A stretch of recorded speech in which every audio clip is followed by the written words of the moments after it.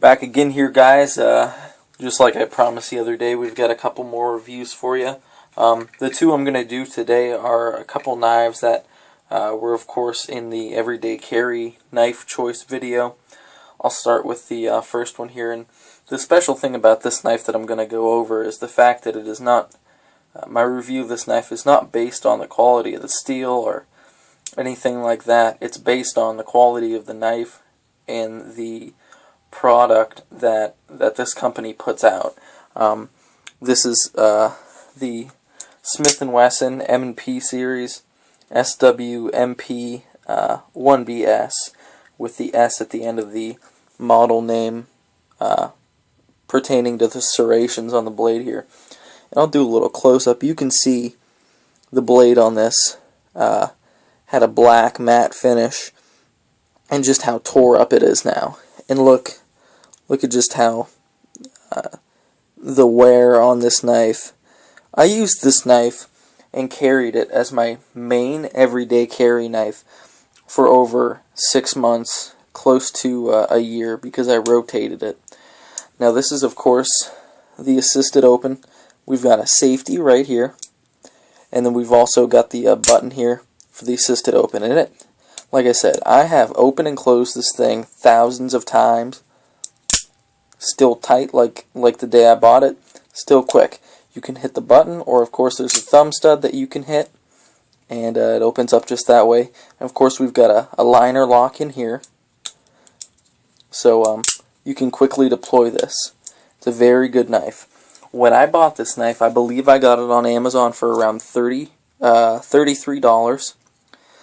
The only issue I ever had with it was the clip becoming loose, but that's a quick fix. I never had one single problem with it. We've got the glass breaker here on the end. Yes, I have broken glass with it. Yes, it works. It works very, very easily. I'm talking, if this is your glass, if this bottle is your glass, it doesn't take much more than a simple flick of a wrist to put a nice shattering pattern in it and break it. This knife is 440 steel. It is not the most impressive steel in the world. It's not the sharpest steel in the world. But the one thing that I always say about 440 steel, even though it is not the best steel in the world, it's not even close to being the best steel in the world, but every 440 knife I've had has held a pretty decent edge over time, and it's a great utility knife steel. Getting this knife sharp is not easy. We've got kind of the rhino horn design on here. Sharp point. We've got a nice robust blade right here. And then of course the serrations, which are very, very, very sharp still to this day. And I have another Smith & Wesson knife. It's a special ops, and the serrations are sharper than these. It's great.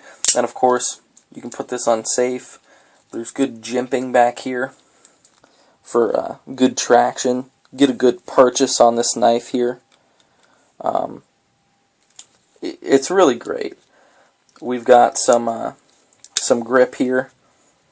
I'm not sure if there's, an official type of material that this is, but it's a rubber material. It's just overall good stuff.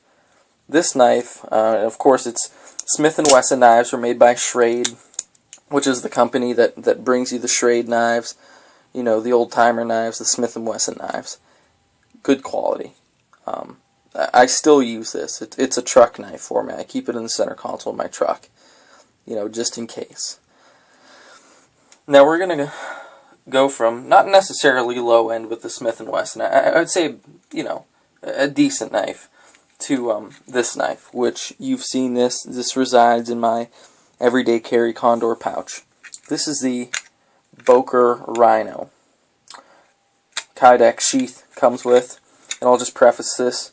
Price point on this is around $60. This is a Boker Plus Rhino. 12C27 Sandvik steel. Fantastic blade on this. I noted before that this is one of the sharpest knives I've ever seen and used out of the box. Micarta handle. You can see just the craftsmanship that goes into these knives.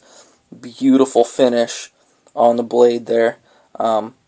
This design for this blade here is great.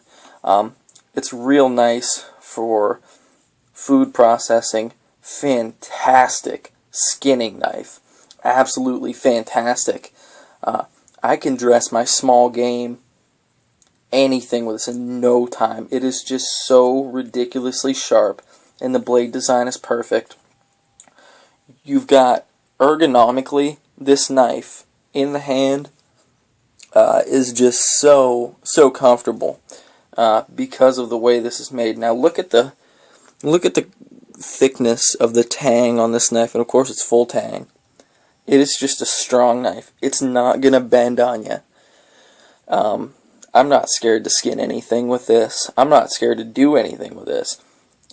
I'll baton with this. I mean, it's not very big, so I don't know what you would baton, but you can beat the crap out of this knife, and at the end of the day, it's still going to be sharp. It's a Boker.